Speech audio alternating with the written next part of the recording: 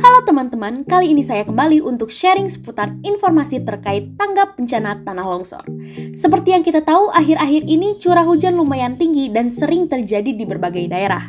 Hal ini menyebabkan beberapa bencana alam tidak terduga dapat terjadi yang salah satunya adalah tanah longsor.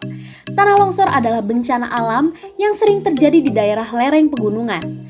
Tanah longsor bukanlah bencana alam yang biasa saja dan perlu dicegah oleh masyarakat. Bahaya tanah longsor dapat menimbulkan beberapa kerugian seperti rusaknya infrastruktur dan terputusnya jalur transportasi, rusaknya pemukiman sekitar, kerugian secara materi, rusaknya lahan pertanian, dan bahkan menimbulkan korban jiwa.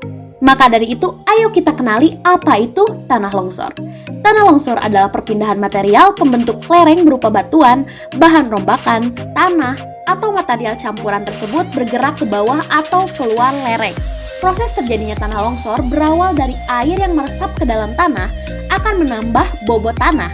Jika air tersebut menembus sampai tanah kedap air yang berperan sebagai bidang gelincir, maka tanah menjadi licin dan tanah pelapukan di atasnya akan bergerak mengikuti lereng atau keluar lereng. Kalau begitu, apa sih ciri-ciri daerah rawan longsor? Yang pertama, biasanya berada di daerah bukit, lereng, dan pegunungan dengan kemiringan lebih dari 20 derajat. Yang kedua, kondisi lapisan tanah tebal di atas lereng. Yang ketiga, mempunyai sistem tata air dan tata guna lahan yang buruk. Yang keempat, lereng terbuka atau gundul akibat penebangan pohon secara liar. Yang kelima, adanya retakan pada bagian atas tebing. Yang keenam, terdapat mata air atau rembesan air pada tebing yang disertai dengan longsoran kecil. Yang terakhir, pembebanan yang berlebihan pada lereng seperti adanya bangunan rumah atau sarana yang lainnya. Untuk antisipasi agar tidak terjadi hal-hal yang tidak diinginkan, berikut adalah tanda-tanda sebelum terjadi tanah longsor.